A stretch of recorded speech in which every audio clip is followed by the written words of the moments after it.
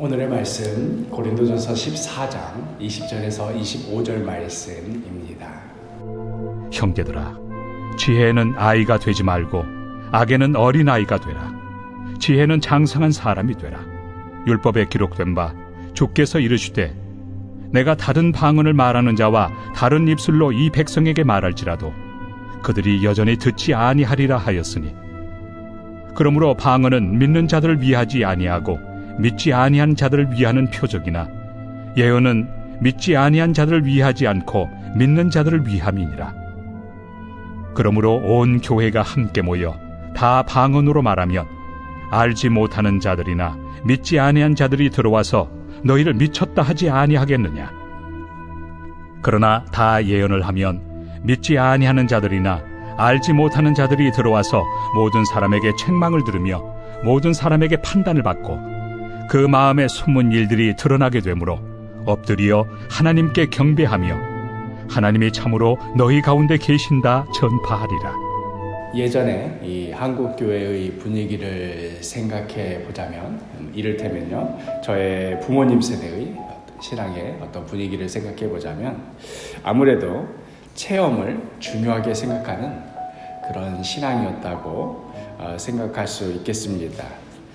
삶에 어려운 일이 찾아왔을 때 어느 날을 작정하고 잡아서는 산에 올라가서 소나무 한 그루 붙잡고 죽기 아니면 살기로 기도했더니 다음날 그 나무가 뽑혔다는 둥, 어떤 집필 시간에 갑자기 뜨거운 불을 받아서는 너무나 견딜 수가 없어서 바닥을 뒹굴뒹굴 구르며 기도를 했는데 정신을 차려보니 밤을 꼴깍 샜더라는 둥, 어찌 보면 과장도 좀 섞여 있는 것 같기도 하고 또 정말로 진지하게 그렇게 말씀하시는 것으로 봐서 정말 그랬나 싶기도 하는 그런 이야기들을 종종 듣곤 했습니다.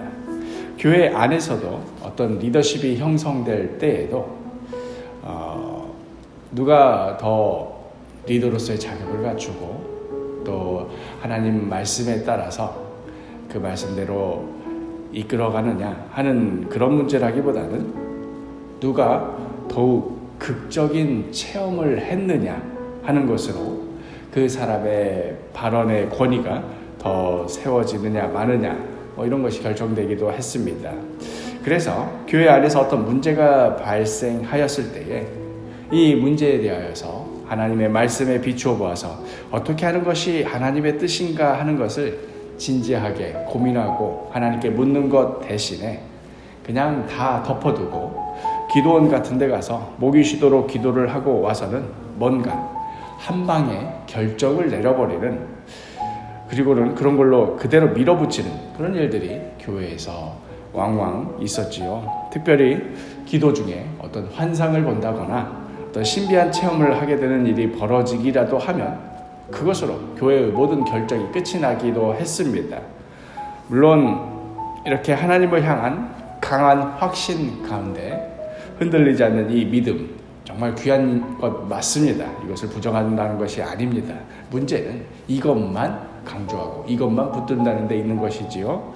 그래서 여러 불합리한 일들이 발생한다 하더라도 그 체험이 모든 것을 덮어버리는 이런 것이 문제라는 것입니다. 예를 들면 어떤 분이 기도 중에 교회 건축을 아주 크게 하라 이런 식의 음성을 들었다 이렇게 말하기라도 하면 이제 이 체험 하나가 앞으로의 교회 결정의 모든 절대적인 기준이 되어버리고 맙니다. 그래서 온 교인들로 하여금 무리하여서 헌금을 하게 하기도 하고 심지어 대출을 받아서 건축 헌금을 하라 이렇게 강요하기도 하고, 또 이에 대해서 이거 좀 아니지 않느냐 하고 반대하는 교인이 나오기라도 하면 그 교인은 하늘에서 들려오는 음성을 무시하며 성령을 거스르는 죄인인 양 몰아세우기도 했습니다.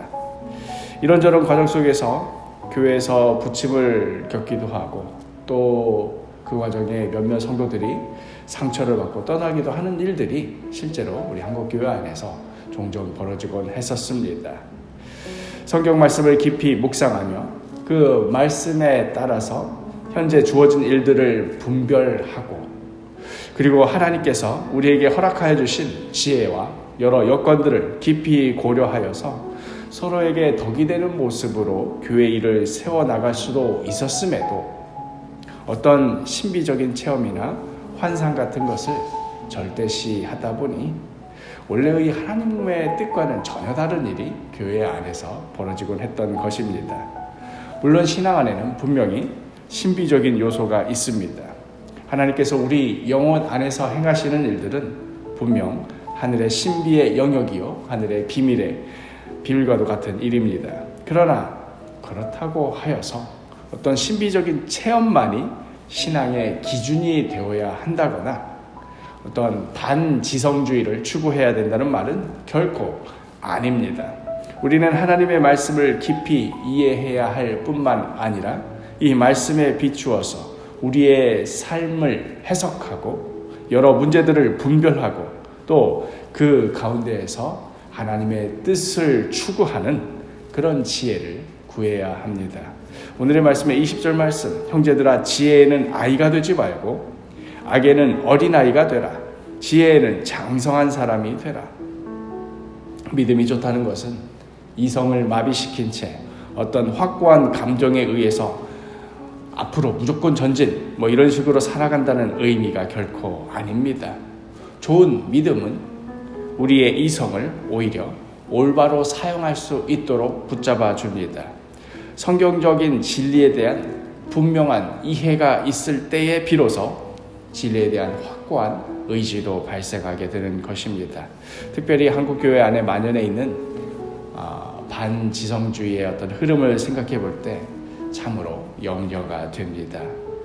저 개인적으로도 어린 시절을 돌이켜보면 청년 시절에 성경에 대한 여러 궁금증들이 있어서 담당 목회자들에게 물어보거나 이럴 때 제대로 된 답변을 듣기는커녕 그걸 들을 수 없을 수도 있겠다는 생각을 했었지만 그러나 오히려 그런 질문을 했다는 이유만으로 혼이 나고 믿음이 없고 의심만 하는 그런 사람으로 낙인 찍어버리는 그런 아픈 경험이 있습니다.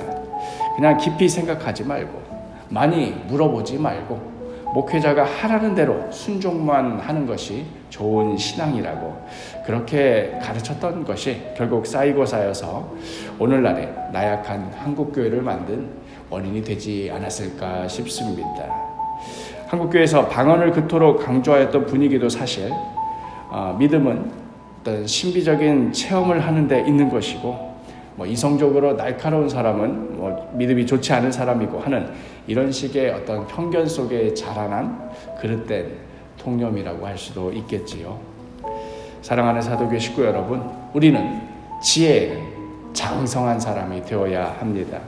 피상적으로 성경을 이해하지 말고 이것이 진짜 무슨 의미를 가지고 있는지, 그리하여서 성경 말씀이 우리의 삶 가운데 어떠한 기준과 방향을 제시하여 주는지, 그것이 우리 삶 가운데 그 어떤 문제든, 부부 사이의 문제든, 자녀 교육이든, 인간관계의 영역이든, 심지어 우리의 경제적인 영역이든 정치적인 영역이든 그 어떤 문제라도 우리는 성경 말씀에 비추어 하나님의 뜻을 구하는 지혜를 구해야 합니다.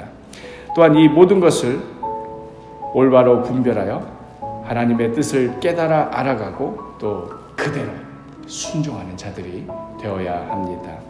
오늘 하루도 하나님의 말씀을 묵상하는 가운데 하나님의 뜻을 깨달아 알아가며 또한 더욱 성숙한 그리스도인으로서 지혜에는 장성한 사람이 되어가는 그러한 우리 모두가 되기를 간절히 축복합니다.